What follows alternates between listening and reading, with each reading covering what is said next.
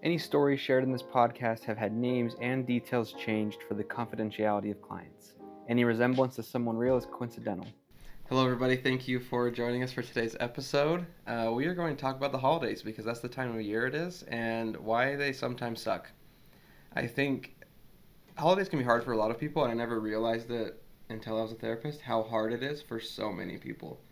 I feel like it's the main thing I discuss for all of November and December is how am I going to survive this Thanksgiving dinner, and I'm so stressed, I'm overwhelmed, and it's dark, and I'm sad, and all the things that come along with not only the holidays but this time of year. But I don't know, do you guys see that too? A lot. I also think that I hear a lot just how hard this time of year is for people who've lost loved ones. That's something that comes up a lot. Yeah, what I would say is holidays tend to be stressful because there's this absence of family that used to be around, whether it's somebody passed away or whether it's I'm not included in family, or it's whatever the case may be, or that I am kind of expected to be around, and there's a lot of stress about being around family members for one reason or another. And this time of year becomes very stressful. Yeah.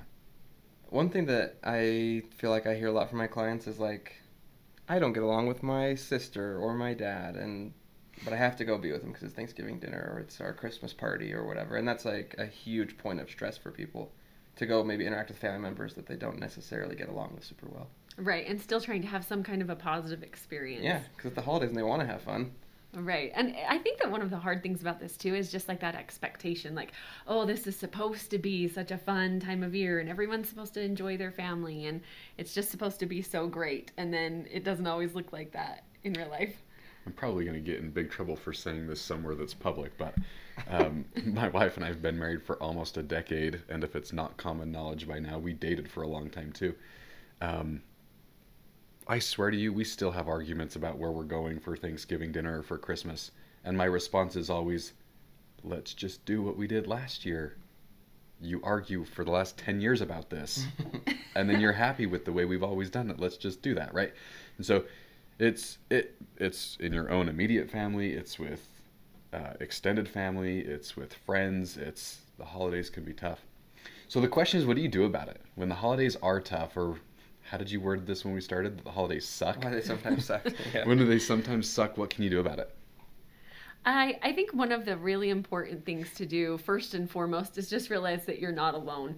I talk to so many people who think that they're the only one that has a sucky holiday, or that doesn't get along with their parents, or that has lost somebody this time of year. And it can start to feel like you're the only one who's having this kind of a holiday. And that's just not reality. The reality is holidays are hard for a lot of people. And again, maybe I have a little bit of a skewed perception because of my job, but I feel like holidays are more difficult for people than they are just fun and exciting. Yeah. I feel that way, but that could be this, like you said, working in this job. As you were saying that, I was thinking too, they're also really busy. Mm-hmm. And I hate busy. Busy's hard. Yeah. Okay, so the first step is recognizing that you're not alone in this. Right, just normalize it for yourself a little bit. It takes some of that pressure off. Something I try to encourage people to do also is take all of the shoulds out of it. That they should be having so much fun, they should be so excited for their Christmas party, and they should be like enjoying every part of the holidays because it's the happiest time of year and those kind of things. Because you're setting yourself up to fail with those kind of expectations, because yeah, it's the holidays, but also it's busy, like you said. There's the stress of like a lot of financial things for people to buy Christmas or go do holiday things or interact with family members that maybe you don't get along with or whatever. So yeah, it is the holiday time, but you shouldn't feel any kind of way. Just take it one day at a time. Yeah, I really like that. Just change your expectations quite a bit. Because I think our expectations mess us up a lot. This idea that it's going to be so wonderful, fabulous, everything. And it actually makes it so that we can't go and just experience what is, because we have all these ideas about what we think it should be. And I think this is one I always focus on with people is you miss out on what is. Like, I really like hot chocolate. I don't really want to drink it in the summer, so it's always kind of like a winter thing. And I can enjoy that, even if I am going to go to this family party and my uncle's going to drive me crazy, like, at least I have hot chocolate, right? Like, this is fun.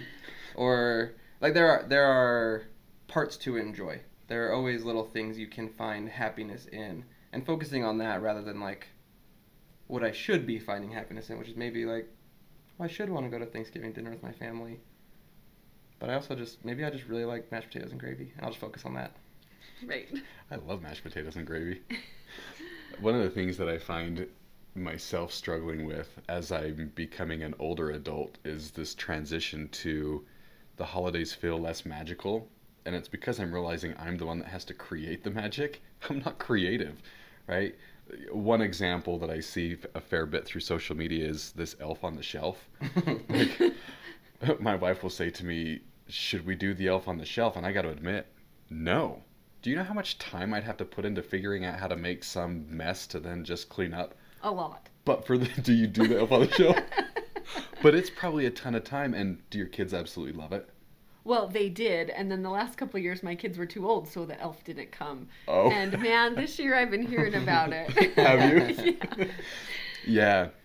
Yeah. One thing I want to throw out there, I think this is really hard to do in practice, but I think theoretically it can make a lot of difference. I have a fairly large background of training working with folks with schizophrenia, and one of the things that can happen is that social situations, even though they're family and people that you've known your whole life, can feel very overwhelming for lots of reasons. In one of the training modules that I did with schizophrenia, they came up with 10 rules to just apply as family members for the folk with schizophrenia, for the loved one with schizophrenia. And one of the rules I want to talk about is always invite, but you don't have to, because they'll want to feel invited to things, because then you feel included, you feel like people want you. But if they don't come to the event, it's okay, and you don't guilt them, you don't shame them, you don't whatever. And so I think a general rule of thumb that might help deal with the suckiness of the holiday is if you don't personalize things and you just invite people with the understanding that if they can't make it, if they don't make it for whatever reason, that there's a good reason that they didn't make it there. People want to feel included, and then if they can't make it because we don't know what's going on, it's okay. And there doesn't need to be a, hey, where were you? You know, we were waiting all night for you. We started the dinner late because you weren't there. Like, watch out for those kinds of things. So invite people to participate, but then don't feel super distressed if they don't show. Yeah, focusing on what's in your control. Mm-hmm. Yeah, and I think on the flip side of that too, if you are the person who can't make it to everything or can't stay the entire time, it's okay to make an effort and also not be able to do every little bit of it, because sometimes it does become too overwhelming, and watching out for your own mental health is most important. Yeah. So to recap, we have acknowledge that you're not alone. Other people also don't love the holidays all the time. Mm-hmm. Check your expectations of what you should and shouldn't be. I don't feel like you should have to feel some way about everything. Focus on like the small enjoyable things, and don't take things personal. If you're on that end of it, and if you're on the other end, just invite and extend and focus on what's in your power. And if people don't show up to your invitation, don't take that personal either. Yeah. And then don't personalize or prioritize your mental health is what you said. Right. Yeah. Right. Okay. Well, hopefully that was helpful for any of you who are maybe struggling with this holiday season. If you feel like it's more serious than that, go talk to a therapist. It's something we talk about a lot this time of year. So I think most of us are probably well equipped for it. If you enjoyed this, please like and subscribe, and we'll see you on the next video. Thanks. Happy holidays. If you enjoyed today's video, please like and subscribe. Thank you so much for watching. We've got other videos for you to check out and more exciting things coming soon. So thank you.